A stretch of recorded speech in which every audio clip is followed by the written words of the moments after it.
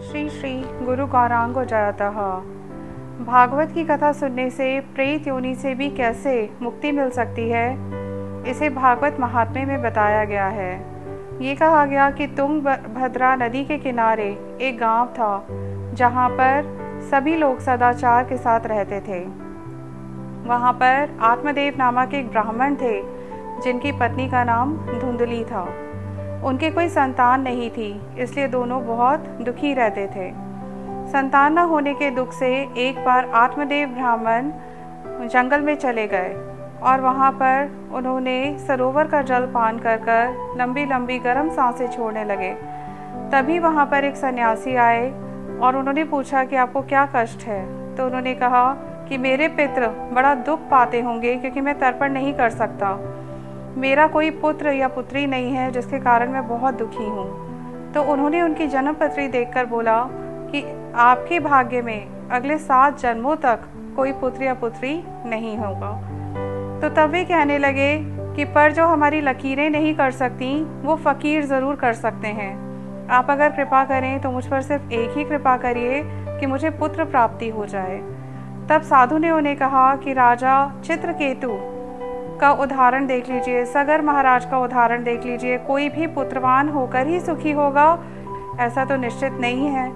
तो तब उन्होंने कहा कि ये ज़रूर है, ठीक है, लेकिन मैं इस समय ये बात समझना नहीं चाहता। अगर आप कृपा करना चाहते हैं तो पुत्र दे दीजिए।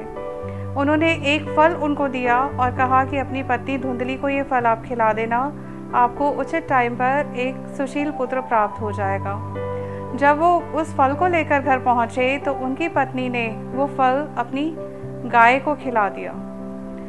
वो गर्भवती नहीं होना चाहती थी। वो सोचती थी कि प्रसव की पीड़ा से उसके प्राण ना निकल जाएं, तो वो संतान नहीं चाहती थी। और दैव योग वशतः उसकी बहन उस समय गर्भिणी थी।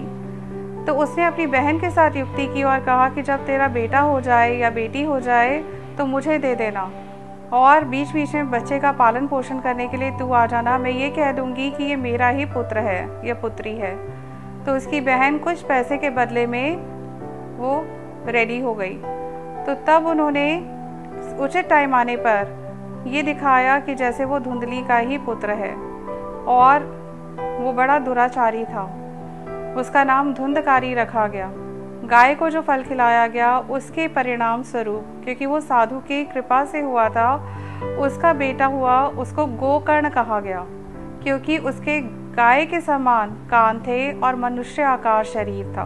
वो साधु की कृपा से हुआ था, इसलिए वो बड़ा सदाचारी और भक्त प्रवृत्ति का था। धुंधकारी गलत कामों में प्रवृत्त रहता था।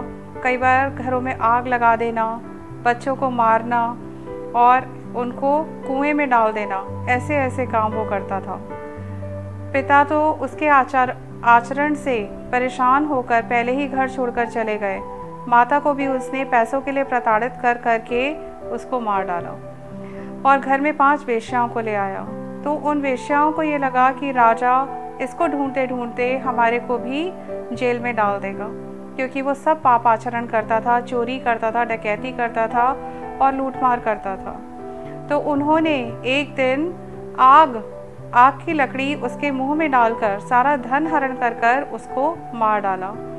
वो प्रेत योनि को प्राप्त हो गया। और गोकर्ण जी बाहर तीर्थ यात्रा करने गए हुए थे। जब वो वापस आए तो उन्होंने देखा कि रात को कोई अशरीरी या प्रेत आत्मा कभी भेड़ बनकर कभी भैंस बनकर उन्हें कुछ कहने की कोशिश करता है। तब उन्होंने पूछा कि भाई तुम कौन हो? तो उन्होंने कहा मैं आपका भाई धुंधकारी हूँ, और अपना सारा वृतांत सुनाया। और कहने लगे कि हजार गया में पिंड दान करने से भी मेरे जैसी प्रेत आत्मा का उद्धार नहीं होगा। तो आप कोई ऐसा तरीका निकालिए जिससे कि मेरा उद्धार हो सके। गोकर्ण जी ने बहुत जगह पूछा, लेकिन उन्हें इसका कोई अनुसंधान नहीं मिला।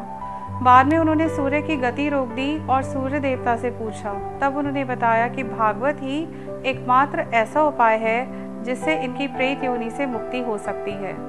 तो तब उन्होंने भागवत सप्ताह का आयोजन किया और एक बांस के अंदर वो प्रेत आत्मा आकर बैठ गई। हर दिन 7 दिनों तक उनकी एक एक गांठ फटती गई और अंत में एक विमान आया जिसमें चतुर्भुज रूप धारण करके सुंदर रूप जैसा भगवान के परिकरों का रूप होता है वैसा बनाकर धुंधकारी जी रथ पे सवार उसमें होकर वैकुंठ लोक को चले गए। तो ये भागवत सुनने की महिमा है। हरे कृष्ण।